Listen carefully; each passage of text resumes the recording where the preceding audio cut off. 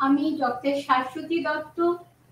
আজ ignore স্বয়ংপ্রভা live ক্লাসে আমার ছাত্রছাত্রীদের আমি অভিনন্দন জানাচ্ছি এবং তাদের আহ্বান জানাচ্ছি এই আলোচনা চক্রে। আজকে BHIC 102 ইউনিট 12, এই ইউনিটটিকে কেন্দ্র করে আমাদের আলোচনা সন্নিবেশিত হয়েছে। এই ইউনিটের বিষয়বস্তু কি?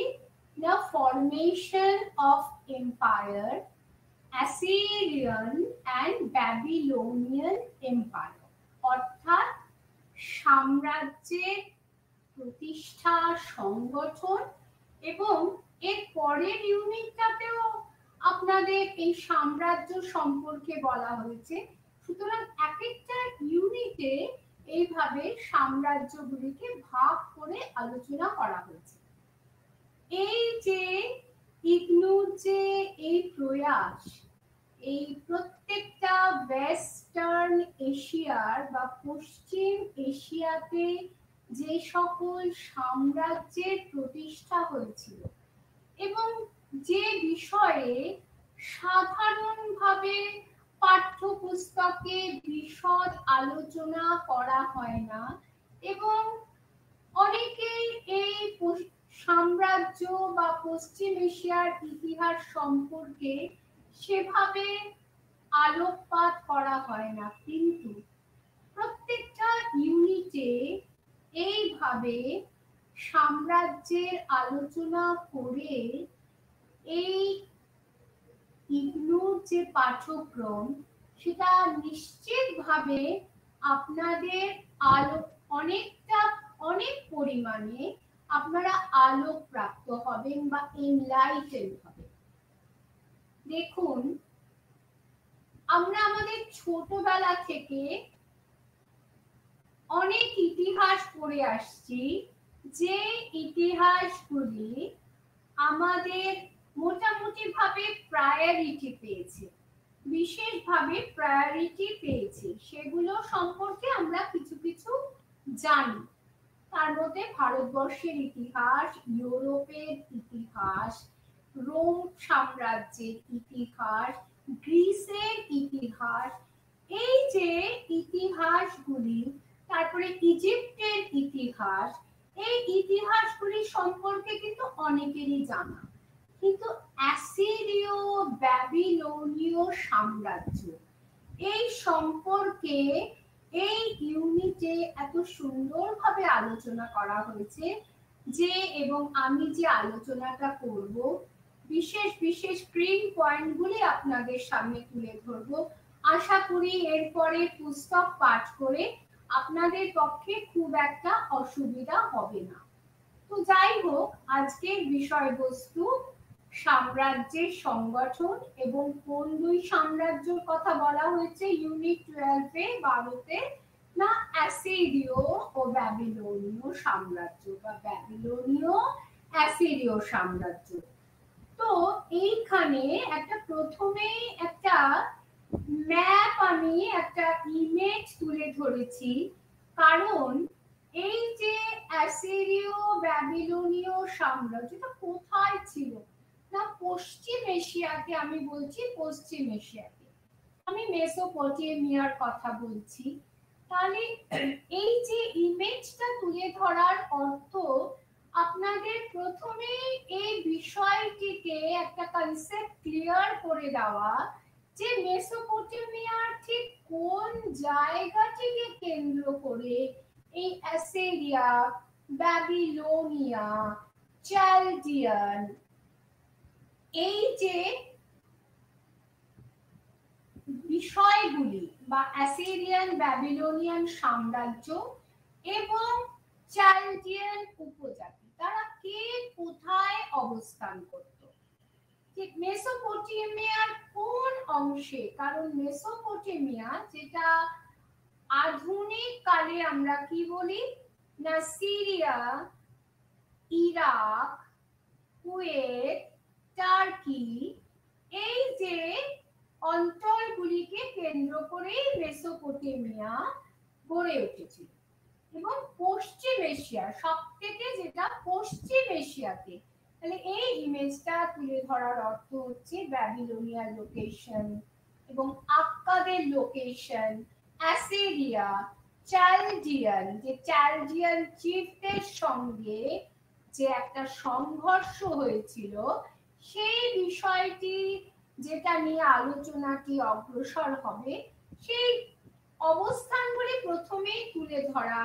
এবং এখানে আমরা দেখতে পাচ্ছি ভূমধ্য সাগর, ওখানে কাস্পিয়ান সাগর, এখানে পারস্য উপসাগর, এদিকে সৌদি আরেবিয়া, এদিকে জর্ডান, আর ছোট ছোট এখানে ইউফ্রেটিস, টাইগ্রিস।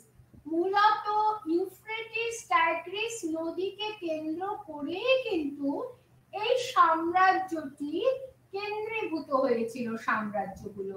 কাজে ইউফ্রেটিস টাইগ্রিস নদীর অবস্থানটি দেখানো একটা বিশেষ গুরুত্বপূর্ণ বিষয়। তাছাড়া জাগ্রস মাউন্টেন, জাগ্রস পর্বতটাও এই আলোচনায় একটা গুরুত্বপূর্ণ স্থান পেয়েছে। শুধু তাই নয়, যে সকল রাজাদের কথা আলোচনা করা হবে তারা বেশ কিছু অঞ্চল জয় করেছিলেন, তার মধ্যে কুরুক, পুর, এরিটু, লাগাস, তেল আসমার প্রভৃতি। এবং নিনেভে একটা গুরুত্বপূর্ণ একটা নগর ছিল। তো এই বিষয়গুলিকে প্রথমেই এখানে স্পষ্ট করে দেওয়া হয়েছে। তাহলে এবারে আসি মূল আলোচনাতে। যে সাম্রাজ্য কথাটা বলছি, সাম্রাজ্য বলতে কি বোঝায়, কেন এটা রাজ্য নয়, কেন এটা সাম্রাজ্য?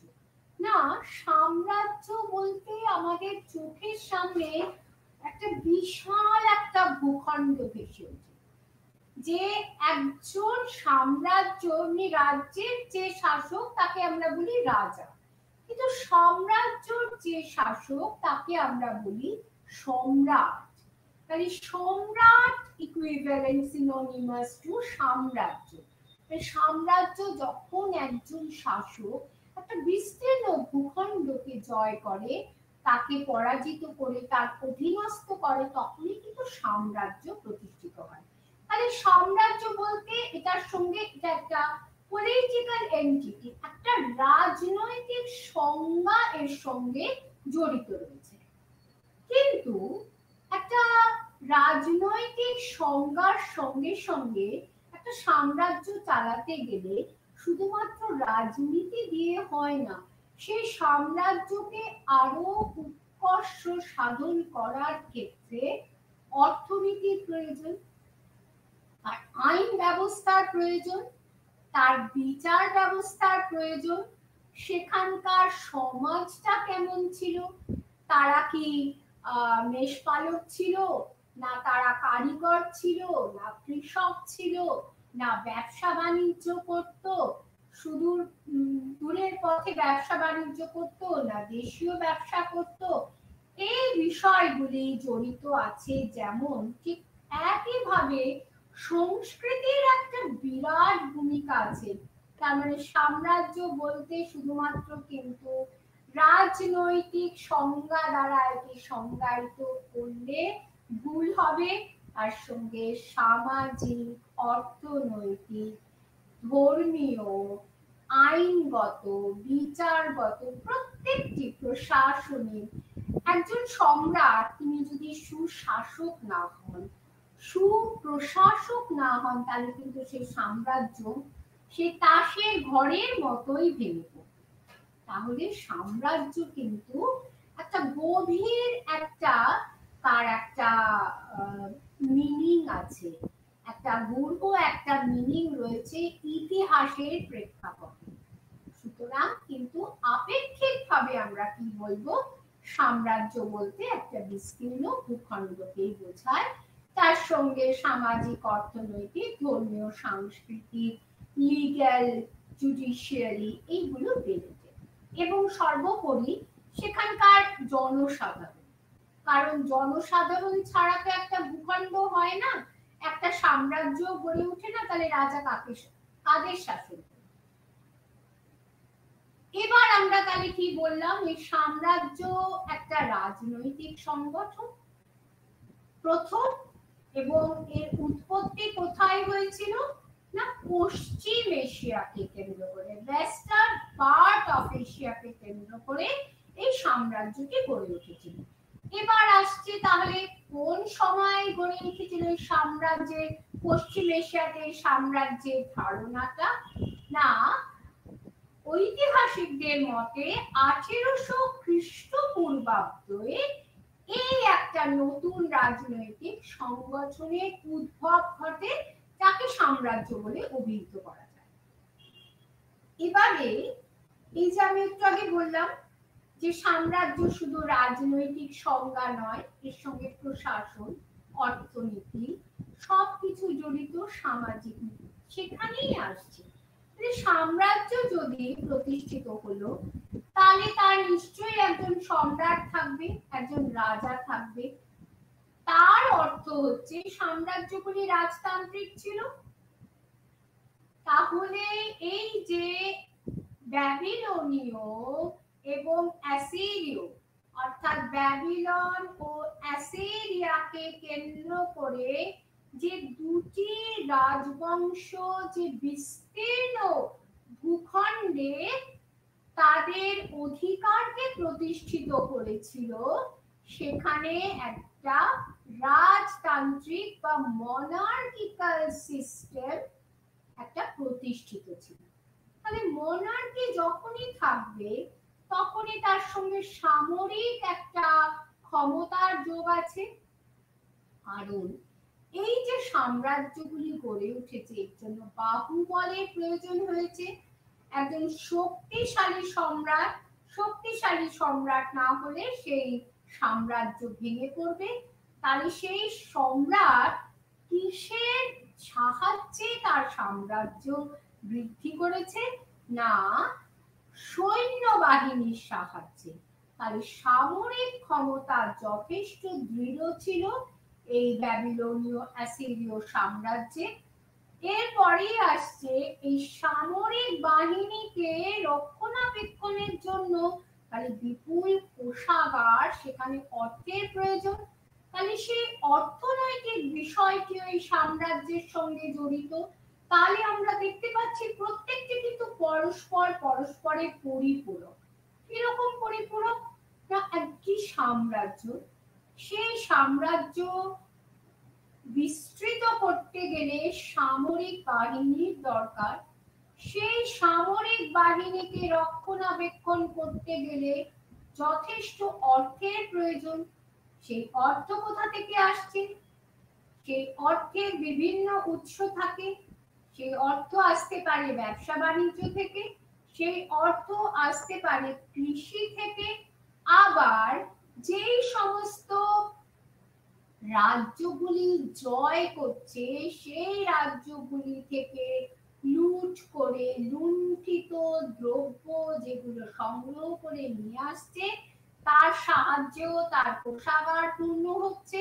শুধু তাই নয়, এই যে সাম্রাজ্য সম্রাটরা এই অঞ্চলগুলি, বিজিত অঞ্চলগুলিকে তাদের পদানত করে সেখানে তারা একটা কর বসায়, ট্রিবিউট। সেই ট্রিবিউটকে এবং সেখানকার বিজিত যে জনসাধারণ তাদের কাছ থেকে তিনি সেই ট্রিবিউট বা কর তিনি একদম নিয়মিতভাবে সংগ্রহ করতেন।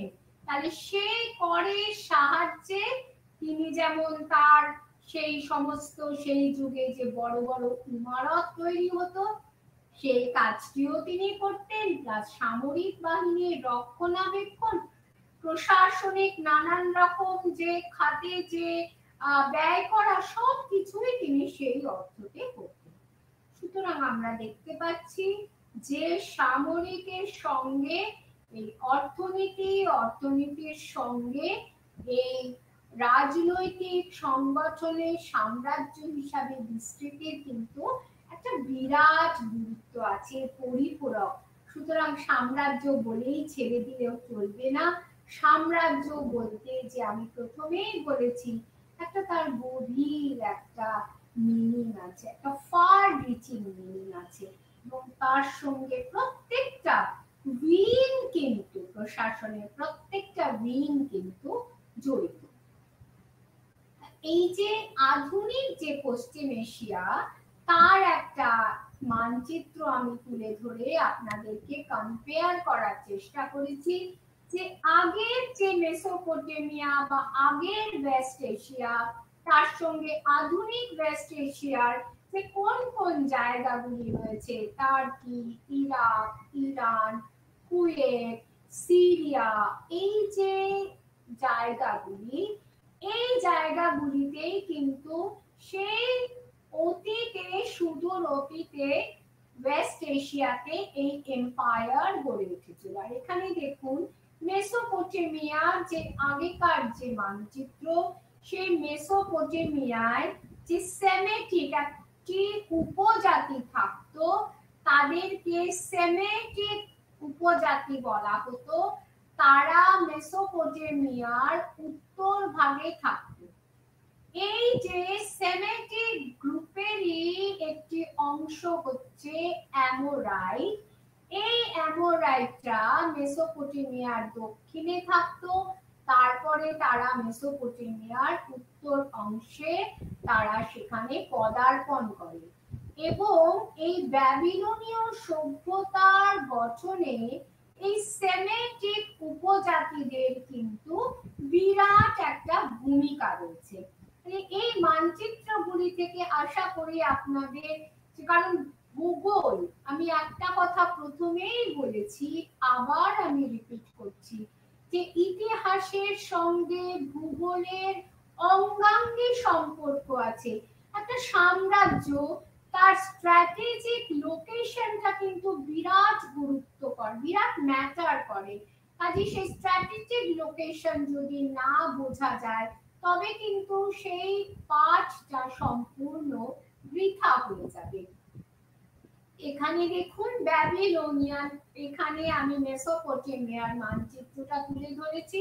আর যেহেতু আলাদাভাবে ব্যাবিলনিয়ান সাম্রাজ্য, অ্যাসিরীয় সাম্রাজ্য হচ্ছে, তার সঙ্গে মিডিয়া, এই মিডিয়ান এম্পায়ার, যেটা অনেকের মতে এটা বর্তমানের বা আধুনিক যুগের ইরান, সেই মিডিয়ান এম্পায়ারেরও একটা মানচিত্র তুলে ধরা হয়েছে। অর্থাৎ এইটা হচ্ছে ব্যাবিলনিয়ান এম্পায়ার। এইখানে দেখুন নিনেভের কথা একটু আগেই বলেছি, উর, নিপ্পুর। আর এখানে দেখুন আরেকটি উপজাতি এলাম, এই এলামের কথাও কিন্তু আলোচনার সূত্রে আসবে, কিভাবে একটি শক্তি আরেকটি শক্তির সঙ্গে তারা মৈত্রী স্থাপন করে। কারণ এই যে ডিপ্লোম্যাটিক যে রিলেশন, যেটা এখনো ইন্টারন্যাশনাল রিলেশনের ক্ষেত্রে গুরুত্বপূর্ণ, একটি শক্তি আরেকটি শক্তির সঙ্গে মিলিত হচ্ছে অপর একটি শক্তির বিরুদ্ধে, মিলিত হয়ে আরেকটি তৃতীয় যে শক্তিকে পদানত করছে। এই যে ট্রেডিশন, এই ট্রেডিশনটা কিন্তু অতীতেও ছিল, বর্তমানেও রয়েছে। তবে বর্তমানে আন্তর্জাতিক অনেক কিছু নিয়ম কানুনের কারণে এই জিনিসটি অনেক পলিশড হয়ে গেছে, অনেক ডিপ্লোম্যাটিক্যালি, অনেক ডিপ্লোম্যাটিক রিলেশনটি ভীষণভাবে মেনটেন করতে হয়, কাজে সেটা অনেক সূক্ষ্ম হয়ে গেছে। কিন্তু তখন না ছিল ইউএনও, কাজে এখানে কোনো আন্তর্জাতিক আইন কানুন ছিল না। কাজে বাহুবলই সেখানে একমাত্র বল ছিল, বাহুবল আর বুদ্ধিবল, অর্থবল। কাজে এই বিষয়টি কিন্তু সাম্রাজ্যের ক্ষেত্রে বিরাট গুরুত্বপূর্ণ। তাহলে একটা সাম্রাজ্য করতে বাহুবল, তার সামরিক বাহিনী গুরুত্বপূর্ণ। আর সাম্রাজ্য প্রতিষ্ঠা করলেই তো হবে না, তাকে তো মেনটেন করতে হবে। সেইটার জন্য কিন্তু প্রয়োজন হচ্ছে সুষ্ঠু প্রশাসন, তার আইন ব্যবস্থা, বিচার ব্যবস্থা, সংস্কৃতি। এগুলো না হলে তো একটা এম্পায়ার কখনো বিকশিত হয় না। কাজেই এই বিষয়গুলো কিন্তু ভীষণভাবে জড়িত। তা আমি একটু আগেই যেটা বলছিলাম যে ট্রিবিউট, এই ট্রিবিউট যারা নতুন যে সমস্ত অঞ্চলগুলি সম্রাট জয় করতেন, সেইখান থেকে তিনি জোর করে ফোর্সিভলি কর আদায় করতেন এবং সেই যে অর্থ সেটা কেন্দ্রীয় কোষাগারে সঞ্চিত হতো। এটা কিন্তু অর্থনীতির একটা মূল ভিত্তি ছিল সেই ব্যাবিলনীয় অ্যাসিরীয় সাম্রাজ্যের। প্রথমে ফিচার গুলো জেনে নিলে তাহলে আপনাদের বুঝতে সুবিধা হবে। আর কি বললাম, যেটা হচ্ছে মনার্কিক্যাল অর্থাৎ রাজতান্ত্রিক, তাহলে রাজতন্ত্রে কি আছে, রাজা থাকবে, প্লাস রাজাকে পরামর্শ দেওয়ার জন্য সম্ভ্রান্তশালী ব্যক্তিবর্গ এবং তার উপদেষ্টা, তারাও অনেক টপ লেভেলে অর্থাৎ elite class of the society. এই সম্ভ্রান্তশালী ব্যক্তিবর্গ রাজার মতোই, সম্রাটের মতোই গুরুত্বপূর্ণ এবং তারা শাসন, গুরুত্বপূর্ণ শাসন যে পদগুলি সেগুলো কিন্তু তারা অধিকার করতেন। এবং এরা কোথায় থাকতেন এই সম্ভ্রান্তশালী যারা ব্যক্তিবর্গ, ন্যাচারালি এই এলিটরা, তারা থাকতেন ক্যাপিটাল সিটিতে অর্থাৎ রাজধানী নগরে। তাছাড়া তার পার্শ্ববর্তী যে নিবারিং যে অঞ্চলগুলো সেখানেও থাকতেন, তবে রাজধানী নগরটাই ছিল এই সম্ভ্রান্তশালী ব্যক্তিবর্গের মূল যে এপিসেন্টার অফ দেয়ার পাওয়ার। এছাড়া এটাকে বলা হতো, রাজধানী নগরটাকে বলা হতো কোর এরিয়া। এই কোর ছাড়াও একটা সাম্রাজ্যের কোর এরিয়া, অর্থাৎ এখন যদি আমি বলি দিল্লি, এই দিল্লি আমাদের রাজধানী, তাহলে দিল্লিকে আমি যদি কোর এরিয়া বলি, ওই একইভাবে পশ্চিমবঙ্গের রাজধানী যদি কলকাতা হয়, তাহলে কলকাতা যদি কোর এরিয়া হয়, ঠিক সেইভাবেই এই যে রাজধানী নগরটিও ছিল কোর এরিয়া। তবে কিছু পেরিফেরাল এরিয়া, অর্থাৎ দূরবর্তী অঞ্চল, যেমন আমাদের এখানে এখন মফস্বল, অর্থাৎ কলকাতার বাইরে যে সমস্ত 24 পরগনা, উত্তর 24 পরগনা, দক্ষিণ 24 পরগনা বা তারও বাইরে যে সমস্ত, এগুলোকে আমরা কি বলি, মফস্বল অঞ্চল অর্থাৎ পেরিফেরাল এরিয়া। তো এই পেরিফেরাল এরিয়াতেও কিন্তু এই জাতীয় সম্ভ্রান্তশালী ব্যক্তিবর্গরা থাকতেন এবং সংখ্যায় কম, কিন্তু মেইনলি বেশির যে মানে সংখ্যাগরিষ্ঠরা রাজধানী নগরেই থাকতেন। কিন্তু যারা এই পেরিফেরাল এরিয়াতে থাকতেন তারাও কিন্তু শাসক শ্রেণীর সঙ্গে যুক্ত হতেন, একটা part and parcel of the ruling class. আর এদের মধ্যে একটা গোষ্ঠীগত বন্ধন ছিল, এটা আমি আগের দিনও বলেছি, যেটা ক্ল্যানে একটা অদ্ভুত একটা বন্ধন ছিল। এবং যখন কোনো শাসক গোষ্ঠী তার শাসন ব্যবস্থা, তার প্রশাসন প্রতিষ্ঠা করতেন এবং কাকে কাকে কোন পদে বসাবেন, কোন দায়িত্ব দেবেন, সেখানে কিন্তু এই ক্ল্যানের একটা বিরাট গুরুত্ব ছিল। আরেকটা কি, যেটা আমি প্রথমেই বলেছি, যে একটা সাম্রাজ্যকে বিকশিত করতে তার সামাজিক, অর্থনৈতিক, সাংস্কৃতিক বিষয়গুলি অত্যন্ত জরুরি। এবং সব থেকে যেটা বিষয় হচ্ছে সংস্কৃতি। একটা সাম্রাজ্যকে ঐক্যবদ্ধ করতে কিন্তু সাংস্কৃতিক বিষয়টি খুব গুরুত্বপূর্ণ। আমাদের ভারতবর্ষ যে বিভেদের মধ্যেই কিন্তু মিলন, ইউনিটি ইন ডাইভার্সিটি। তাহলে ডাইভার্সিটির সঙ্গে যদি ইউনিটিটি না থাকতো, তাহলে কি আর আমরা বলতে পারতাম আমরা ভারতবাসী, আমরা ভারতবর্ষীয়? এই যে একটা, এই ইউনিটিটা কি না, সাংস্কৃতিক একটা মেলবন্ধন। হ্যাঁ, আমরা জানি নানা ভাষা, নানা মত, নানা পরিধান, কিন্তু বিভেদের মাঝে আছে দেখো মিলন। আর এই মিলনটি কিসের মিলন? সাংস্কৃতিক। অর্থাৎ যে আমরা একই ভারত মাতার সন্তান, এর থেকেই কিন্তু আমাদের যে ন্যাশনালিজম, এইটাই কিন্তু আমাদের অনেক ডাইভার্সিটির মধ্যেও আমাদের ইউনিটিটা দিয়েছে। এবং তার সঙ্গে সঙ্গে প্রশাসন ব্যবস্থাটি একটা গুরুত্বপূর্ণ।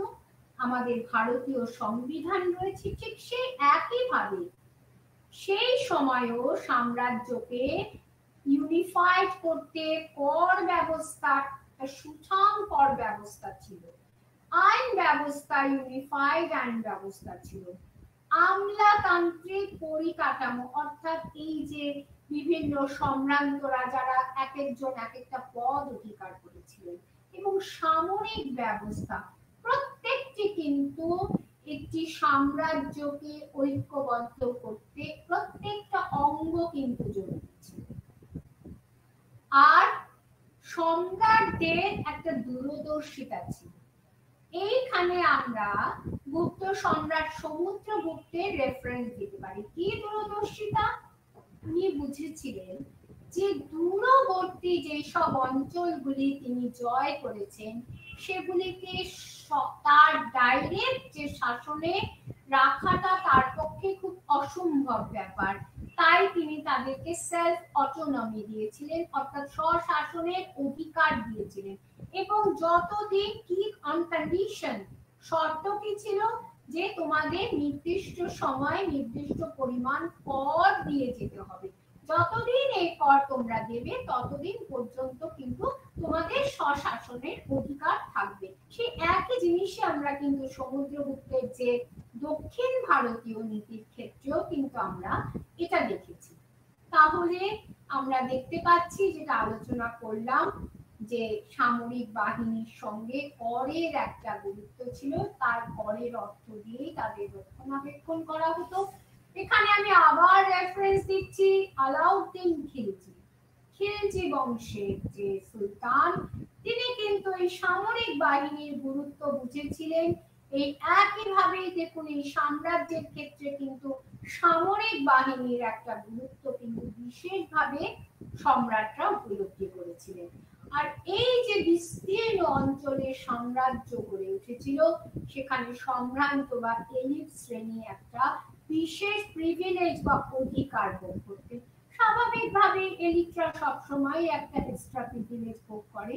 তো সেই ট্র্যাডিশন কিন্তু তখনও আমরা দেখতে পাচ্ছি, এখনো সেই একই ট্র্যাডিশন চলছে সম্ভ্রান্তদের। তবে তখন এখন যেটা সাংবিধানিক ভাবে হচ্ছে, তখন সেটা সম্রাটের যে তার যে ইচ্ছা অনিচ্ছার উপরে এটা নির্ভর করে। তাহলে এই যে পশ্চিম এশিয়া, তাহলে আমরা দেখছি পশ্চিম এশিয়ায় মেসোপটেমিয়া হচ্ছে এপিসেন্টার, যাকে কেন্দ্র করে ব্যাবিলনিয়ান যে এম্পায়ার আর অ্যাসিরিয়ান এম্পায়ার গড়ে উঠেছিল। কোন সময় থেকে শুরু হচ্ছে না, 1800 খ্রিস্টপূর্বাব্দ থেকে ব্যাবিলনীয়রা এই সাম্রাজ্য প্রতিষ্ঠার প্রক্রিয়াটা প্রথম শুরু করে। এরপর এক এক করে তাদের পথ অনুসরণ করে আসে হিটাইটরা, অ্যাসিরিয়ানরা, তারাও কিন্তু সাম্রাজ্য প্রতিষ্ঠা করেছিল। বিশেষ করে এই অ্যাসিরিয়ানদের অধীনে মেসোপটেমিয়ান সাম্রাজ্যটা আদর্শ সাম্রাজ্যের মডেলে পরিণত হয়। আদর্শ সাম্রাজ্য আমি একটু আগেই বলেছি, শুধু রাজনীতি থাকলেই হবে না, তার অর্থনীতি, তার সংস্কৃতি, তার যে আইন, তার বিচার, প্রত্যেকটি বিষয় থাকতে হবে। সেই অর্থে কিন্তু অ্যাসিরিয়ান সাম্রাজ্য নিঃসন্দেহে একটা আদর্শ সাম্রাজ্যের রূপরেখা আমরা তার মধ্যে দেখতে পাই। দেখুন অ্যাসিরিয়ান কিংডম, এই যে হিটাইটদের, একটু আগেই আমি যে হিটাইটদের কথা বললাম, সেই হিটাইট কিংডমটি এখানে আমরা দেখতে পাচ্ছি। আক্কাদীয়রা, এই যে ব্যাবিলনিয়ার পাশে আক্কাদীয়রা, এই যে ব্যাবিলনিয়া আক্কাদীয় সাম্রাজ্য তাদের নীতি, তাদের রাজতান্ত্রিক নীতি দ্বারা গভীরভাবে প্রভাবিত হয়েছিল, সুমেরিয়ানদের দ্বারা গভীরভাবে প্রভাবিত হয়েছিল, এটা আমরা দেখেছি। এবং ইতিহাসের যে বিভিন্ন যে পাতা, সে আমরা যদি সেই সময়কার ইতিহাসের দিকে আমরা চোখ রাখি, তাহলে আমরা এই যে কিংডম গুলো বা এই যে সাম্রাজ্যগুলো, সেগুলির কথা আমরা বিশেষভাবে জানতে পারি। তাহলে এবারে ব্যাবিলনের কথায় আসা যাক। ব্যাবিলন শব্দটা কোথা থেকে উৎপত্তি? দাতিলানি, অর্থাৎ দাবিলানি মানে দেবতাদের দুয়ার, অর্থাৎ যেমন হরিদ্বার, হরির দুয়ার, অর্থাৎ ওই পথ দিয়ে হরির ধামে অর্থাৎ বদ্রীনাথে যেতে হয়। ঠিক সেইভাবে দাতিলানি অর্থাৎ দেবতাদের দ্বার, এখান দিয়ে দেবতাদের কাছে যেন পৌঁছানো যায়। এই সভ্যতার কারা গড়ে তুলেছিল? না অ্যামোরাইট বলে একটা উপজাতি এই সভ্যতা গড়ে তোলে, এবং তারা এই উপজাতিরা পশ্চিম সেমেটিক উপজাতির অন্তর্ভুক্ত ছিল এবং উত্তর মেসোপটেমিয়ার আক্কাদ ও সিরিয়াতে মূলত তারা বসতি স্থাপন করেছিল। মানে প্রাচীন যে ব্যাবিলনের সাম্রাজ্য গঠনে এই ওয়েস্টার্ন সেমেটিক উপজাতির একটা বিরাট ভূমিকা ছিল। এই যে ব্যাবিলনীয় সাম্রাজ্য বা ব্যাবিলনের যে রাজপ্রাসাদ তার একটা বা নগর তার একটা ইমেজ এখানে তুলে ধরা হয়েছে। আর এই যে বারবার আমি আক্কাদীয় কথা কেন বলছি, এই যে আক্কাদ, দেখুন ব্যাবিলনের এখানে কোন আক্কাদ লেখা আছে, আক্কাদীয়। তাহলে এই যে ব্যাবিলনিয়ার সরকারি ভাষা বা প্রধান ভাষা ছিল আক্কাদীয় ভাষা, এবং এদের যে রাজতন্ত্র অর্থাৎ মনার্কিক্যাল যে প্রিন্সিপাল, সেটা সুমেরীয় ও আক্কাদীয় সম্রাটরা ঠিক যে রাজতান্ত্রিক নীতি অনুসরণ করতেন, এই ব্যাবিলনীয় সম্রাটরাও সে একই নীতি অনুসরণ করতেন। এর মধ্যে আক্কাদীয় সম্রাট সারগান পুরে সুমেরীয় যে তৃতীয় বংশ অর্থাৎ থার্ড ডাইনেস্টির যে রাজগণ, তাদের নাম বিশেষ উল্লেখযোগ্য। তাদেরই রাজতান্ত্রিক নীতি এই ব্যাবিলনিয়ান সম্রাটরা অনুসরণ করতেন। এখানে সারগানের একটা ইমেজ এবং পুরের তৃতীয় থার্ড ডাইনেস্টির একটা ইমেজ আমি তুলে ধরেছি। আচ্ছা, এইবারে আমরা যেটা জানতে চাই, আমাদের প্রথমেই আমাদের মাথায় আসে, তাহলে এই যে কোনো রাজবংশ তার প্রতিষ্ঠাতার একটা বিরাট গুরুত্ব আছে। কে ফাউন্ডার? তাহলে এই রাজবংশ প্রতিষ্ঠা করেছিলেন সুমো আবাং নামক একজন সম্রাট। এই দেখুন ডেট লেখা আছে 1894 থেকে 1881 খ্রিস্টপূর্বাব্দ। এই যে পরপর যে লাইনগুলো, এই বংশের যে ষষ্ঠ শাসক ছিলেন হামুরাবি। হামুরাবি ইতিহাস বিখ্যাত, সুমো আবামের নাম ইতিহাসে অত খ্যাত না হলেও হামুরাবির নাম কিন্তু ইতিহাসে আজও স্মরণীয় হয়ে রয়েছে। যত না তিনি হামুরাবি তার সাম্রাজ্য বিস্তারের জন্য, তত তার থেকে বেশি হামুরাবির কোডের জন্য হামুরাবি কিন্তু তিনি বিখ্যাত হয়ে আছেন। তিনি কি করেছিলেন, তিনি কোন বিশেষ কাজটা, তার কন্ট্রিবিউশন কি ছিল? তিনি দক্ষিণ মেসোপটেমিয়া আর উত্তর মেসোপটেমিয়াকে তিনি একত্র করেছিলেন। দক্ষিণ মেসোপটেমিয়াকে ঐক্যবদ্ধ করেন এবং উত্তর মেসোপটেমিয়ার বিস্তীর্ণ অংশ সেই দক্ষিণ মেসোপটেমিয়ার সঙ্গে যুক্ত করে একটা বিস্তীর্ণ সাম্রাজ্য তৈরি করেছিলেন। আর মূল নগরগুলোর মধ্যে এরিজু, যেটা আমরা প্রথম মানচিত্রতে দেখবেন, এরিজু, উর, লাগার, জাবালাম, রারসা, উরুক, আদাব, ইসিন, নিপ্পুর, কেসি, দিলবাত, কিসমারি, তুতুল, ব্যাবিলন নগর প্রভৃতি বিশেষ উল্লেখযোগ্য। যে সুমো আবামের একটা ইমেজ তুলে ধরা হয়েছে। আর এই যে হামুরাবির কথা বললাম, মানে এই হামুরাবির যিনি উত্তরসূরি ছিলেন শামসু ইলুনা, তিনি তার এই সাম্রাজ্যকে, যে বিস্তৃত সাম্রাজ্যকে আরো দক্ষিণ দিকে বিস্তৃত করার চেষ্টা করেছিলেন এবং এই দা মারাস, এমুদবাল, উরুক, ইসিন এই অঞ্চলগুলি অবধি এই ব্যাবিলনীয় সাম্রাজ্য বিস্তৃত হয়েছিল। কিন্তু আমরা কি জানি, যে সাম্রাজ্যের উত্থান হলে, বিকাশ হলে তার পতন ও অবসান ঘটে, এটা একটা ন্যাচারাল ল। তো সেই রকম ভাবে দক্ষিণ মেসোপটেমিয়াতে হঠাৎ করে 1600 খ্রিস্টপূর্বাব্দে হিটাইটদের আক্রমণ হয় এবং এই হিটাইটদের আক্রমণের আগে পর্যন্ত কিন্তু ব্যাবিলন রাজনৈতিক কেন্দ্র রূপে তার অস্তিত্বকে বজায় রেখেছিল। তাহলে এই 1600 খ্রিস্টপূর্বাব্দ একটা গুরুত্বপূর্ণ সময়। এইখানে আমরা হিটাইট আক্রমণ দেখছি এবং ব্যাবিলনের যে ফাউন্ডেশন সেটা অনেকটা নড়বড়ে হয়ে যাচ্ছে, তার একটা ডাউনফল হচ্ছে, সেটাও আমরা দেখতে পাচ্ছি। যে হিটাইটদের এখানে দেখুন, এই যে ব্যাবিলন, এই যে অ্যামোরাইটদের কথা বললাম, সেই অ্যামোরাইটদের কথাও, এই অ্যামোরাইটরাই মূল, তারা এই ব্যাবিলনীয় সভ্যতাকে বা যে পার্ট অফ যে তাদের যে জনগণ, তাদের যে কম্পোজিশন এই অ্যামোরাইটদের থেকে কিন্তু মূলত এসেছিল। তাহলে এই হিটাইট আক্রমণ হচ্ছে। তাহলে এই হিটাইট আক্রমণ যখন হচ্ছে ব্যাবিলনে, তখন কি হচ্ছে, একটা অ্যানার্কিক্যাল বিশৃঙ্খল পরিবেশ সৃষ্টি হচ্ছে। সেই বিশৃঙ্খলার সুযোগ নিয়ে দেখুন, এই যে জাগ্রস পর্বতের দিক থেকে, জাগ্রস মাউন্টেনের দিক থেকে কারা আসছে না, জাগ্রস মাউন্টেনের দিক থেকে কাসাইট বা কানসুরা, তারা আক্রমণ করছে। যে কাসাইট এম্পায়ার, কাসাইট বা কানসুরা আক্রমণ করছে এবং তারা মেসোপটেমিয়াতে একটা সাম্রাজ্য প্রতিষ্ঠা করছে। প্রায় 1595 থেকে 1157 খ্রিস্টপূর্বাব্দ পর্যন্ত তাদের এই সাম্রাজ্য মোটামুটি ভাবে টিকেছিল। এই কাসাইটরা কেন তাদের নাম, না এই যে মেসোপটেমিয়াতে অশ্ব পালন, অশ্বের ব্যবহারকে তারা জনপ্রিয় করে তোলে। তাহলে আমরা দেখতে পাচ্ছি যে মেসোপটেমিয়ার দক্ষিণ অংশ কাসাইটদের অধীনে, তারা কিন্তু পুরো মেসোপটেমিয়ার উপর তাদের কবজা করতে পারেনি। কিন্তু মেসোপটেমিয়ার উত্তর ভাগে কারা করত, বেশ কিছু উপজাতি সেই সময় রাজত্ব করত।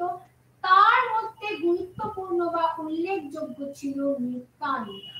এই মিতানি উপজাতি 1350 খ্রিস্টপূর্বাব্দ পর্যন্ত এই উত্তর মেসোপটেমিয়াতে রাজত্ব করেছিল। এই যে দেখুন মিতানি কিংডম, এই হিটাইট কিংডম আর মিতানি কিংডম, মিতানিদের আধিপত্য প্রতিষ্ঠিত হচ্ছে এই উত্তর মেসোপটেমিয়াতে।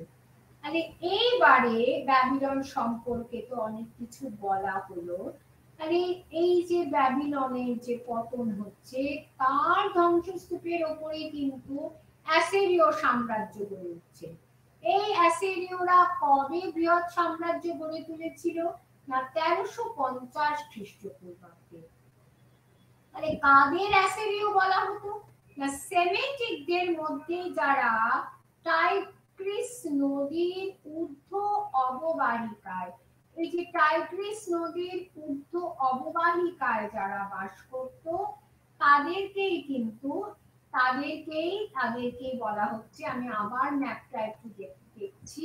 এই যে দেখুন, এই যে অ্যাসিরিয়ানরা টাইগ্রিসের ঊর্ধ্ব অববাহিকায়, টাইগ্রিসের ঊর্ধ্ব অববাহিকায় যারা বাস করত, তাদেরকেই বলা হতো কি, তারাই অ্যাসিরীয় নামে পরিচিত ছিলেন।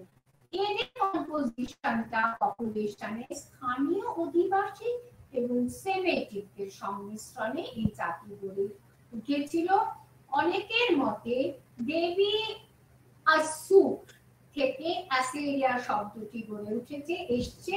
আবার ঐতিহাসিকদের মতে আসুর নামক নগরী থেকে এই অ্যাসিরিয়া শব্দটির উদ্ভব হচ্ছে। দেবী আসুর, তার একটা ইমেজ আমি গড়ে তুলেছি। দেখুন অ্যাসিরিয়া, এই অ্যাসিরিয়ার যেমন গুরুত্ব আছে, তেমনি ফোনেশিয়া, এই ফোনেশিয়া যে রাজ্যটি, এই রাজ্যটির কিন্তু এই আলোচনার মধ্যে একটা বিশেষ গুরুত্ব পাবে। এখানে দেখুন টাইগ্রিস ইউফ্রেটিসের যে গতিপথ, তার মধ্যে টাইগ্রিসের ঊর্ধ্বমুখে আপার যে টাইগ্রিসের যে গতিপথটা, সেইখানে অ্যাসিরিয়াটা গড়ে উঠেছিল। এবার সাম্রাজ্যের বিকাশটা কিরকম ভাবে হচ্ছে, বৃদ্ধি।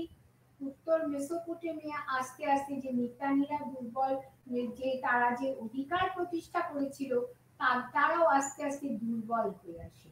এই দুর্বলতার সুযোগ নিয়ে কিন্তু 1300 খ্রিস্টপূর্বাব্দে এই অ্যাসিরীয়রা তারা ঊর্ধ্ব টাইগ্রিস অঞ্চল অধিকার করে এবং তারপরে আরো এগিয়ে তারা সিরিয়াকে তারা অধিকার করেছিল।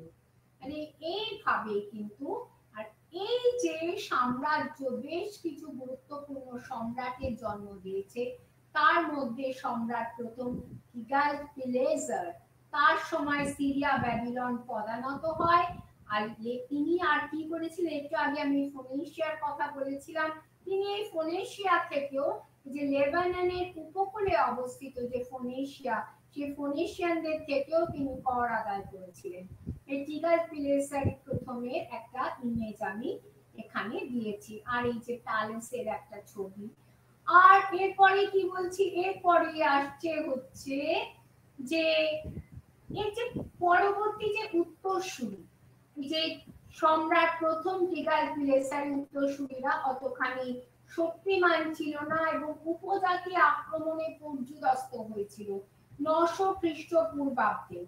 কিন্তু তারপরেই আমরা দেখতে পাচ্ছি একজন সম্রাটের, শক্তিমান সম্রাটের আবির্ভাব হচ্ছে, তার নাম আসুর-নাইপাল। এই আসুর-নাইপালের নেতৃত্বে নবতর অ্যাসিরীয় সাম্রাজ্য গড়ে উঠছে। তিনি সিরিয়া অভিযান করছেন, মেসোপটেমিয়ার উত্তরাংশে আধিপত্য করছেন, একে একে আর্মেনিয়া, সিরিয়া, প্যালেস্টাইন, পারস্য উপসাগর সংলগ্ন অঞ্চলকে অভিযান করছেন, সফল অভিযান। আর তিনি আসুরের নিকটে কালহু বা আধুনিক আমরুদ নগরটি, এটাও ম্যাপে রয়েছে, আমরুদ নগর, এই যে আমরুদ বা নিমরুদ, এই নিমরুদ নগরটি তিনি প্রতিষ্ঠা করছেন। এই নিমরুদের ওই জন্য বিশেষ গুরুত্ব আছে, কালহু বা আধুনিক নিমরুদ। তাহলে এই নিমরুদ নগরটি তিনি জয় করছেন। তার পুত্র যে তৃতীয় সালমানাসের, তার পিতার মতো অত শক্তিশালী ছিলেন না, কিন্তু তারপরে আরেকজন যে সম্রাট আসছেন, তৃতীয় টিগ্লাথ-পিলেসার, তার সময় অ্যাসিরীয় শক্তির আবার উত্থান হচ্ছে। তিনি সিরিয়া ও প্যালেস্টাইনের বেশ কিছু গুরুত্বপূর্ণ অংশ অধিকার করেছিলেন, ব্যাবিলনকে পদানত করেন, জাগ্রস অতিক্রম করে আরো পূর্বমুখে গিয়ে মিডিয়া বা আধুনিক ইরান অধিকার করেন। তার সময় অ্যাসিরীয় সাম্রাজ্য কাস্পিয়ান থেকে ভূমধ্য সাগর, জাগ্রস ও টরাস থেকে মাউন্টেন থেকে পার্সিয়ান গালফ অব্দি বিস্তৃত ছিল। তার উত্তরসূরি ছিল দ্বিতীয় সারগান, তিনিও শক্তিমান ছিলেন। কিন্তু তারপরে আমরা দেখছি ব্যাবিলনে অ্যাসিরীয়দের বিরুদ্ধে একটা বিদ্রোহ হচ্ছে, এর ফলে দ্বিতীয় সারগানের উত্তরাধিকারীরা ক্ষমতাচ্যুত হচ্ছে এবং আমরা দেখতে পাচ্ছি 612 খ্রিস্টপূর্বাব্দে মেডেস ও ব্যাবিলনীয়রা একযোগে তারা অ্যাসিরিয়া আক্রমণ করে নিনেভে বা নিনুয়াকে অধিকার করছে। নিনেভেও জায়গাটিরও আপনারা ম্যাপে দেখতে পাবেন, এই যে দ্বিতীয় সারগান। তো সুতরাং আমরা দেখতে পাচ্ছি যে অ্যাসিরিয়ারও কিন্তু পতন হচ্ছে। তাহলে এবার এই অ্যাসিরিয়া আর ব্যাবিলনের মধ্যে একটা সংঘর্ষ শুরু হয়ে যাচ্ছে। এই ক্ষেত্রে চ্যালডিয়ান উপজাতির একটা বিরাট ভূমিকা ছিল। এই চ্যালডিয়ান উপজাতি সম্পর্কে আমরা কি বলছি, যে তারা এলামের সঙ্গে একজোট হয়ে অ্যাসিরিয়ার বিরুদ্ধে অস্ত্র ধারণ করছে, যদিও অ্যাসিরিয়ান সম্রাট চেন্নাসেরিব তিনি ব্যাবিলনকে সম্পূর্ণ ধ্বংস করতে সফল হচ্ছেন। তো এই যে তৃতীয় টিগ্লাথ-পিলেসার, চেন্নাসেরিবের ছবি, কিন্তু ব্যাবিলন আত্মসমর্পণ করছে, তাকে প্রচুর কর দিতে হচ্ছে, কিন্তু এরপরে চেন্নাসেরিবের ধ্বংস হয়ে যাচ্ছে ব্যাবিলন। কিন্তু তার পুত্র সম্রাট এসারহাদ্দান তিনি নির্দেশ দিলেন যে ব্যাবিলনকে আবার পুনর্গঠন করতে হবে। তো তিনি করলেন কি, তার মৃত্যুর পূর্বে এই সাম্রাজ্যকে, অ্যাসিরিয়াকে তিনি ভাগ করে দিয়ে গেলেন। তার যে গ্রিক ব্যাবিলন যে সাম্রাজ্য গড়ে উঠেছিল, তার মধ্যে আসুর-বানি-পালকে তিনি সিরিয়া দিলেন, আর ছোট ছেলে সামাস-সুম-উকিনকে তিনি ব্যাবিলন দিলেন। কিন্তু এরপরে ভাই ভাই যুদ্ধ শুরু হয়ে গেল। সামাসুমুকিন কি করলেন? ইজিপ্ট, সিরিয়া, এলামের সঙ্গে চুক্তি করে অ্যাসিরিয়া আক্রমণ করলেন। যদিও আসুরবানি পাল এই যে আক্রমণকে তিনি প্রতিহত করেন এবং এলাম জয় করে তাদের রাজধানী সুসা তিনি অধিকার করেছিলেন। আবার চ্যালডিয়ান নেতা নবোকলেজার আবার বিদ্রোহ করছে ব্যাবিলনিয়ানদের বিরুদ্ধে। ব্যাবিলনীয়রা নবোকলেজারের নেতৃত্বে অ্যাসিরিয়ার বিরুদ্ধে বিদ্রোহ করছে এবং এবারেও তিনি আবার এলাম ও ব্যাবিলনের সঙ্গে মৈত্রী করছেন। 10 বছর এইভাবে প্রচেষ্টার পর ব্যাবিলন অ্যাসিরিয়ার হাত থেকে মুক্ত হচ্ছে চ্যালডিয়ান নেতা নবোকলেজার। তো নবোকলেজারের যে পরবর্তী উত্তরসূরি নেবুচাডনেজার সেকেন্ড, তারপরে নবনিদাস, তারাও যথেষ্ট শক্তিমান ছিলেন, কিন্তু তার নবনিদাসের পুত্র বেলশাজারের সময় সাইরাস সেকেন্ড পারসিক শাসক তিনি ব্যাবিলনের পূর্ব সীমান্ত আক্রমণ করেন এবং 539 খ্রিস্টপূর্বাব্দের মধ্যে ব্যাবিলন সম্পূর্ণভাবে পারসিকদের অধীনে চলে যায়। আর প্রশাসনিক সামরিক সংগঠনটা কেমন ছিল না, অ্যাসিরিয়ান সম্রাট থার্ড টিগ্লাথপিলেসার তিনি যেমন প্রশাসনকে সুসংবদ্ধ করেন, রাজ্যকে কয়েকটি জেলায় ভাগ করে এক একজন গভর্নরের আন্ডারে দিয়ে দিয়েছিলেন। তারা রাজার নির্দেশে, সম্রাটের নির্দেশে অর্থনৈতিক, প্রশাসনিক, বিচার বিভাগীয়, সামরিক বাহিনীকে দেখাশোনা করতেন, কিন্তু প্রশাসনের পিলারে ছিলেন কিন্তু সম্রাট স্বয়ং। আর এই তিনি সামরিক বাহিনীকে সুসংগঠিত করেছিলেন। আর এই যে জেলাকে ভাগ করেছিলেন সেখান থেকে সেনাকে তিনি নিয়োগ করতেন। আর এই অঞ্চলগুলো থেকে যে তিনি ট্রিবিউট জোগাড় করতেন সেগুলো রাজকোষে সঞ্চিত থাকতো সেনাদের রক্ষণাবেক্ষণের জন্য। আর আগে সমস্ত গরিব যে সমস্ত প্রজাদেরকে সেনাবাহিনীতে ঢুকতে বাধ্য করা হতো, কিন্তু তিনি প্রথম প্রশিক্ষিত সেনাবাহিনী, নিয়মিত সেনাবাহিনী নিয়োগ করেন। পদাতিক বাহিনী, উট বাহিনী এবং অশ্বরথী বাহিনী। এই পদাতিক বাহিনী আনাতোলিয়া, সিরিয়া, প্যালেস্টাইন থেকে, উট বাহিনী আরব দেশ থেকে আসতো। আর এই যে অশ্ব বাহিনীর জন্য, প্রচুর অশ্বের জন্য তিনি ইরানীয় যে তৃণভূমি অঞ্চলটিও কিন্তু জয় করেছিলেন। যে আর কি তিনি কি করলেন, সেই সময় বিদ্রোহ মোকাবিলার জন্য একটা অদ্ভুত নীতি তিনি প্রণয়ন করেন। যে সমস্ত বিজিত অঞ্চল ছিল সেইখানে বেশ কিছু লোককে তিনি অভিযানের পরেই তিনি সেখানে পাঠিয়ে দিয়েছিলেন। যেমন ইরানে 65,000 জনগণকে প্রেরণ করা হয়েছিল, কিন্তু জনগণ এটাকে একেবারেই মেনে নেয়নি তার এই নীতিকে, কিন্তু কঠোর মনে হলেও সাম্রাজ্য শৃঙ্খলা রক্ষায় সহায়ক হয়েছিল। আর অর্থনীতির উৎস কি ছিল? একটা ট্রিবিউট, তাছাড়া বাণিজ্য, জমির মালিকানা। এই জমির মালিকানাকে বিভক্ত করে দেওয়া হতো এবং রাজার যে ভূমির থেকে সবকিছু মন্দিরের ভূসম্পত্তির উপরে বিশেষ গুরুত্ব দেওয়া হতো। আর এই জমি কার কত জমি তার উপর সে তার সামাজিক অর্থনৈতিক অবস্থা নির্ভর করতো সে সম্ভ্রান্ত ব্যক্তির। এবং আর কি, জমিগুলো এতখানি দামি ছিল যে সাধারণ মানুষের পক্ষে সেগুলো ভালো জমি ক্রয় করা সম্ভব হতো না। আর কৃষিজ সম্পদের ক্ষেত্রে যে জলসেচ লাগতো, তাতে যে জলের প্রয়োজন হতো সেটিও কিন্তু সাধারণ মানুষকে পয়সা দিয়ে, অর্থের বিনিময়ে কিনতে হতো। আর বড় বড় যারা জমির মালিক তারা লিজ দিয়ে দিতেন, আর ছোট কৃষকরা তাদের পরিবারের লোক দিয়ে তারা ওই জমিকে চাষ করাতেন। আর আমরা যেমন দেখেছি যে রেনেসাঁর সময় যে নেপলস, ভেনিস এসব অঞ্চলে যে মধ্যযুগীয় ইউরোপে সেই বড় বড় বণিক পরিবার গড়ে উঠেছিল, এখানেও আমরা দেখতে পাচ্ছি ইজিপি নামক এক পরিবারের হাতে ব্যাবিলনের পুরো বাণিজ্যের নিয়ন্ত্রণ ছিল। কারিগরদের বিশেষ গুরুত্ব ছিল, ধাতু শিল্পী, তন্তুবার এবং অন্যান্যরা তাদের একটা সমাজে বিশেষ প্রতিষ্ঠা ছিল, যে এজিপির একটা ইমেজ তুলে ধরেছি।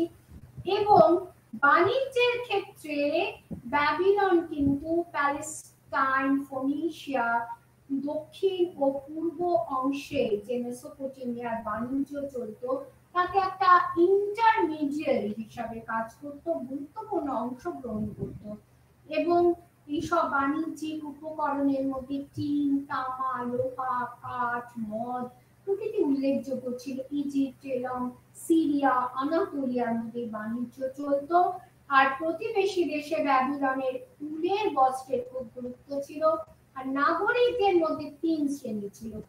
এক শ্রেণী, প্রথম শ্রেণী পুরো স্বাধীন, তারা সমস্ত অ্যাসেম্বলিতে উপবেশন করতেন, মন্দিরের আচার অনুষ্ঠানে অংশগ্রহণ করতেন, মন্দিরের রাজস্বে অধিকার ছিল।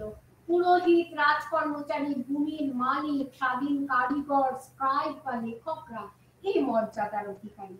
আর যারা অর্ধ স্বাধীন বা পরনির্ভরশীল ছিলেন তারা এই সমস্ত সম্রাটের নিয়ন্ত্রিত জমিতে বা মন্দিরের জমিতে তারা বংশ পরম্পরায় তারা কাজ করতেন। আর ছিলেন কৃতদাসরা।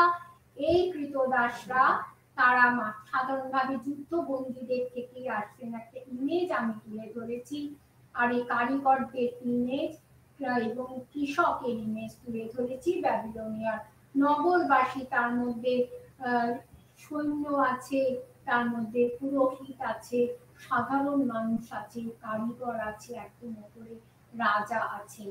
যে এখানে যে king, priest, land holders, scribe, merchants, farmers, villager, একেবারে বটমে আছে স্লেভরা।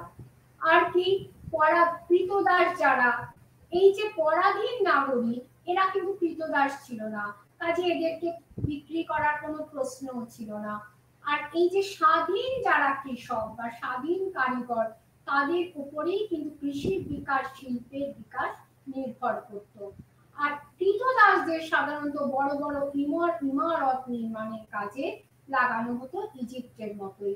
তাছাড়া খনিজ সম্পদেও অ্যাসিরীয় সাম্রাজ্য সমৃদ্ধ ছিল এবং এই খনিজের জন্যই লেবানন, পূর্ব আনাতোলিয়া, আমানাস অঞ্চলকে তাদের করায়ত্ত করা হয়েছিল, পদানত করা হয়েছিল।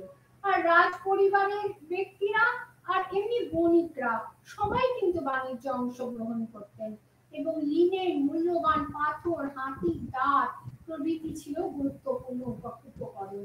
যে দেখুন এই যাতে ইমেজ তুলে ধরেছি। লিখন পদ্ধতি কিন্তু একটা বিরাট গুরুত্বপূর্ণ ছিল। প্রথমে মৃত্তিকা বা ক্লের উপরে লেখা শুরু হলেও আস্তে আস্তে চামড়া, প্যাপিরাস এর উপরে লেখা শুরু হয়। তাছাড়া এক রকমের বোর্ড ছিল, তার উপর মনের আস্তরণ লাগানো ছিল, সেখানে ইউনিফর্ম স্ক্রিপ্ট খোদাই করা থাকতো। এই যে এক একটা বোর্ডে, এগুলোকে ট্যাবলেট বলা হচ্ছে, এক একটা টেক্সট এত বড় হতো যে 40 থেকে 100টা ট্যাবলেট পর্যন্ত লেখা হতো। এরকমই একটা কাহিনী, আহিকার, সম্রাট আহিকারের যে উপদেষ্টা, তাকে তার কাহিনী খুব জনপ্রিয় ছিল। তাহলে আমরা প্রথম দেখছি লিখন পদ্ধতির আবিষ্কার, দ্বিতীয় আমরা দেখতে পাচ্ছি গ্রন্থাগার গঠন। এবং এই ক্ষেত্রে সম্রাট আসুরবাণীপাল তিনি নিনেভের রাজপ্রাসাদে গ্রন্থাগার তৈরি করেছিলেন। আজও বিস্ময়, ঠিক এখনকার মতন ক্যাটালগিং ছিল, তারপরে সমস্ত বইয়ের সামনে একটা সিনপসিস দেওয়া থাকতো কি বিষয়টিকে কেন্দ্র করে বইটি রচিত হয়েছে, আর পেজ মার্ক থাকতো, একটা কর্ড লাগানো থাকতো তার মধ্যে। প্রায় 30,000 এরকম ধরনের ফলক পাওয়া গেছে। দেখুন আসুরবাণীপালের এই যে নিনেভের এই গ্রন্থাগার। আর এই যে আর কি ছিল, হামুরাবির যে আইন সংহিতা, এই আইন সংহিতা অনেক মানবতাবাদী ছিল, যেগুলো অনেক কঠোরতা তিনি কমিয়ে দিয়েছিলেন। কোড অফ কুরুকাজিনা, উর নাম্বু লিপি তিস্তার থেকে তিনি অনুপ্রাণিত হন। আর অর্থনৈতিক ক্ষতিপূরণের বিষয়টিও তিনি সংশোধন করেছিলেন। আর কি জ্যোতির্বিজ্ঞানেও ব্যাবিলনীয়দের উৎসাহ ছিল। সূর্য, চন্দ্র, গ্রহ, নক্ষত্র, জ্যোতিষকে মানচিত্র আঁকতে পারত এবং বিভিন্ন জ্যোতির্বিজ্ঞানীর আবির্ভাব ঘটে। নাবুরিয়ানাস, কিবিন্ন প্রভৃতি সৌরবর্ষ সম্পর্কে জ্ঞান ছিল। স্থাপত্য, ভাস্কর্যেও বিশেষ দক্ষ ছিলেন এরা, এই ব্যাবিলনিয়ানরা। এবং শিল্পীরা তারা প্রকৃতির চিত্র অঙ্কন করত, নিশ্চল চিত্র ছেড়ে। ধাতু শিল্পের মধ্যে ব্রোঞ্জের যে মূর্তি বিখ্যাত ছিল। আর মন্দির নির্মাণ শৈলীর মধ্যে আমরা জানি, আগেও আমরা পড়েছি, জিগুরাট। এই জিগুরাট ছিল বিখ্যাত মন্দির। জিগুরাট যে মন্দির, তার নির্মাণ শৈলী ছিল অসাধারণ। নেবুচাডনেজার নির্মিত যে সপ্ততল বিশিষ্ট এই জাতীয় মন্দির আজও বিস্ময়। তাছাড়া ব্যাবিলনের ঝুলন্ত যে গার্ডেন, হ্যাঙ্গিং গার্ডেন, এটিও আজও বিস্ময় সৃষ্টি করে। যে দেখুন, এই যে জিগুরাট এবং হ্যাঙ্গিং গার্ডেনের ছবি দেওয়া হয়েছে। আর সুন্দর করে মন্দির গাত্রে সামরিক অভিযান, মৃগয়ার চিত্র ফুটিয়ে তোলা হতো। তাছাড়া হস্তশিল্পেও ফিনিশীয় নগরগুলি বিখ্যাত ছিল। কাঁচের বাসন তৈরি করত, সেগুলো রপ্তানি করত। তাছাড়া রঞ্জক রঙে রাঙানো সমস্ত উল ও লিনেনের বস্ত্র তারা রপ্তানি করত। আর 1000 খ্রিস্টপূর্বাব্দের মধ্যে দক্ষিণ আরবের যে নগরগুলি, তারা মশলা ও মূল্যবান রত্ন ভারত ও সোমালি উপকূল থেকে আমদানি করতে। যে ফিনিশীয় যে কাঁচের পাত্র, তার একটা চিত্র আমি এখানে তুলে ধরেছি। তাহলে যে এবারে আসি, এতক্ষণ তাহলে আমি কি বললাম বৈশিষ্ট্যের মধ্যে? প্রথম যেটা দেখছেন, পশ্চিম এশিয়াকে কেন্দ্র করে একটা বিরাট মেসোপটেমিয়ার এক বিস্তীর্ণ ভূখণ্ডে সাম্রাজ্য গড়ে উঠেছিল। তার এই সাম্রাজ্যের মধ্যে এই ইউনিটে আমরা ব্যাবিলনিয়ান সাম্রাজ্য এবং আমরা অ্যাসিরিয়ান সাম্রাজ্যের কথা পাচ্ছি। আমরা কি বললাম? সাম্রাজ্য মানে একটা বিস্তীর্ণ ভূখণ্ড, যার অনেক অঞ্চল আর সম্রাটের পদানত রয়েছে। কিন্তু এই রাজনৈতিক সংজ্ঞার সঙ্গে সামরিক বাহিনীর একটা ওতপ্রোত ভূমিকা রয়েছে। কারণ সামরিক বাহিনীর সাহায্য ছাড়া কোনো সম্রাট কিন্তু তার সাম্রাজ্যকে বিস্তৃত করতে পারে না। এবং এই ক্ষেত্রে আমরা প্রশিক্ষিত উন্নত এক সামরিক বাহিনীর উল্লেখ পাচ্ছি।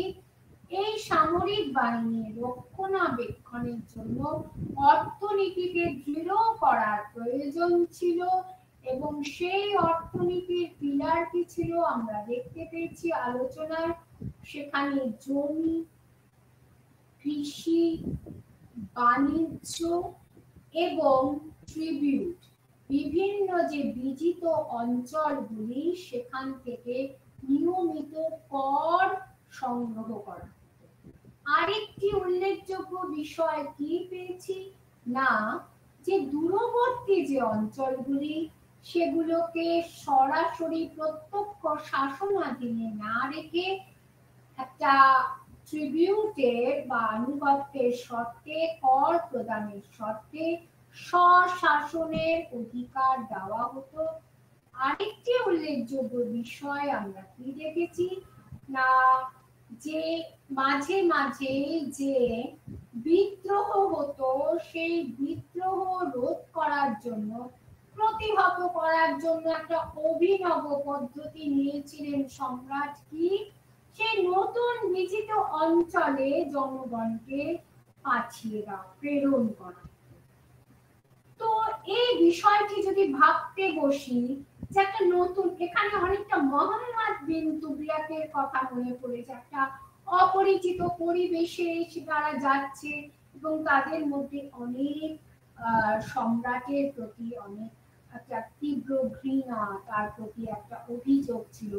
কিন্তু যদি সাম্রাজ্যের সংগতি এবং শান্তির ক্ষেত্রে আমরা যদি এই বিষয়টিকে দেখি, তাহলে কিন্তু এটা, এই প্রিন্সিপালটি পরবর্তীকালে অনেক সাম্রাজ্যের সম্রাটরা তারা গ্রহণ করেছেন। তো আর কি আমরা দেখতে পাচ্ছি, যে বিস্তীর্ণ অঞ্চল জয় হয়েছিল। কিন্তু তাহলে আমরা এই ইউনিটে দেখলাম সাম্রাজ্যের উত্থান দেখলাম, ব্যাবিলনীয় সাম্রাজ্যের উত্থান দেখলাম, তার পতন দেখলাম, অ্যাসিরীয় সাম্রাজ্যের উত্থান দেখলাম, পতন দেখলাম, এবং কিভাবে ব্যাবিলন আর অ্যাসিরিয়ার যে মধ্যে একটা দ্বন্দ্ব হচ্ছে, সেখানে যে জুনিয়ন যে উপজাতি তাদের একটা গুরুত্বপূর্ণ ভূমিকার কথা বললাম।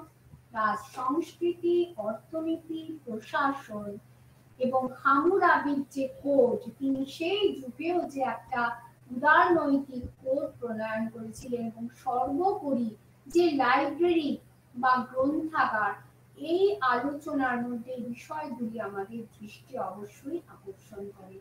এই বলে আমি আমার বক্তব্য এখানেই শেষ করছি। নমস্কার। আশা করি আপনারা কিছুটা হলেও এই ইউনিটটি বুঝতে পেরেছেন, এবং পরবর্তীকালে এই যখন আপনারা অবশ্যই করে আপনাদের পুস্তকটি ভালোভাবে পাঠ করবেন, স্লাইডগুলো দেখবেন, আশা করি অনেক ইজি হয়ে যাবে। নমস্কার।